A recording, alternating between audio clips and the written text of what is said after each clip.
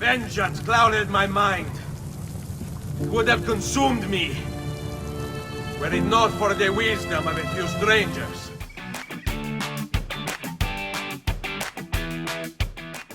Number 10, Desmond Miles. Nice to meet you, Desmond. Right, well, it's been lovely chatting, but if you don't mind, Desmond, it's best we get straight to work. Though seemingly ordinary, this young man proved to be a true hero. I gotta say, after all the crap I went through at Abstergo, it's nice to be with the good guys. Introduced in the first Assassin's Creed game as Subject 17, Desmond was initially a pawn in a larger conflict between the Assassins and the Templars. They're using it. Using me to search for something. Call it the Apple. As time wore on, his genetic ties to the mythic First Civilization and heritage with the Assassins became known, and Desmond grew to embrace his role in the ongoing war. Though cynical on the surface, Desmond's bravery and concern for others shines through, to say nothing of his willingness to sacrifice himself for the greater good.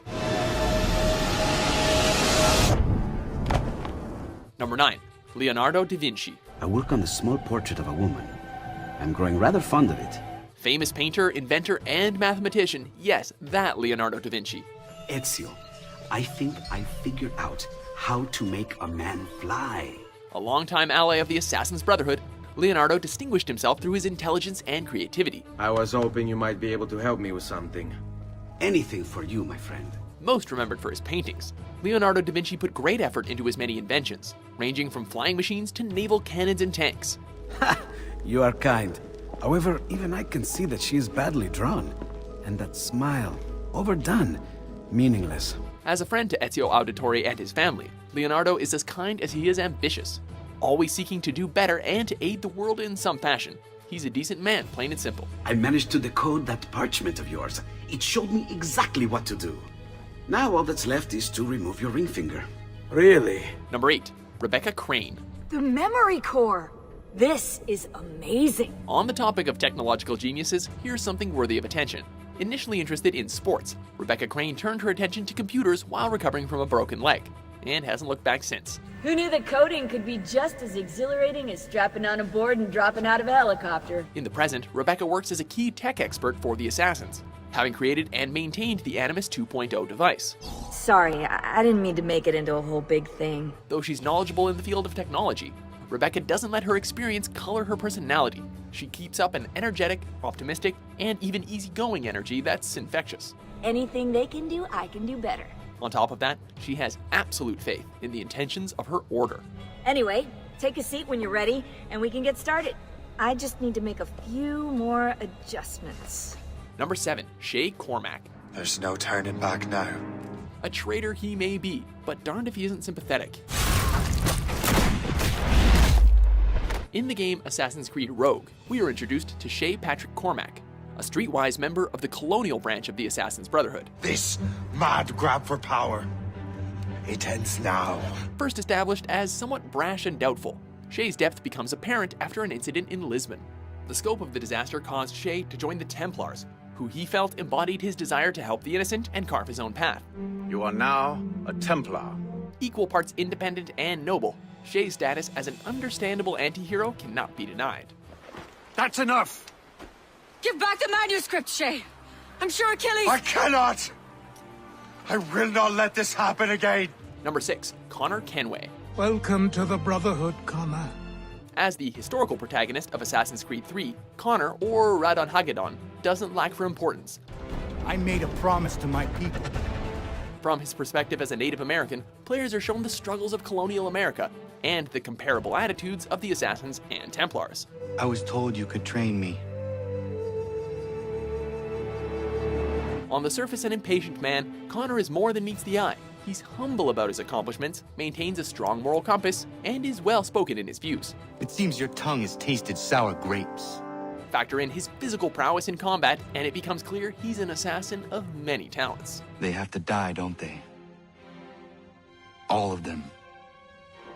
Even my father. Number 5, Hakim Kenway. Look, I am not the enemy.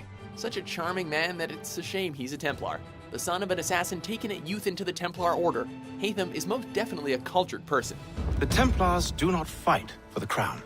We seek the same as you, boy. Freedom, justice, independence. His reasonable demeanor with his colleagues and foes alike is second only to his sincere belief in the Templar way. Hakim strives for order and control in every action he takes, yet never deviates from his concern for humanity as a whole. That wasn't necessary. But thank you. Even when put into conflict with his own son, Hakim remains driven to achieve his goals. I want him punished. Our interests are aligned. Number 4, marry Reid. I'll do what I can to distract and draw their attention, giving you a chance to cut them down. A finer pirate and bolder personality there may not be. I've been stalking that pig for a week now, charting his moves, and here I find not one but 2 of my targets, and you rob me of both. Patience, man. A former sailor, Mary Reid sought a life of liberty, which she embraced by dressing as James Kidd, an illegitimate son of the deceased William Kidd. What's got into you, man? Reality, mate. Reality. Whether in disguise or as herself, Mary's desire for adventure and love life are each apparent, which was all likely a part of her decision to join the Caribbean Assassins. But not a word of it to anyone. Or I'll unman you as well. She also maintains deep faith in the values of fellow pirate Edward Kenway, believing to the very end that the nobility of the assassins would win him over. I'll be with you, Kenway. Oh well. Mary's deeds are made all the more badass when you find out she was a real-life historical figure. Ties to the assassins notwithstanding. Got that!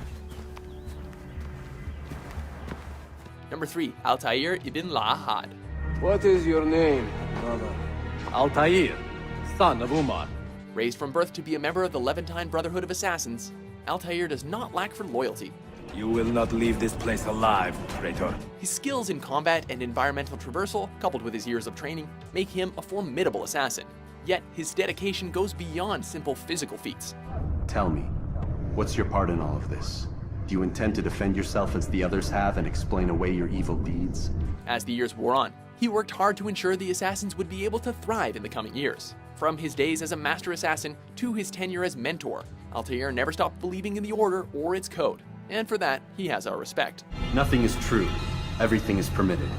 Understand these words. Number 2, Edward Kenway. So what do you think? It'll take some getting used to. Whether a privateer, an outright pirate, or an assassin, there isn't any doubt about Edward's charms. Keep talking.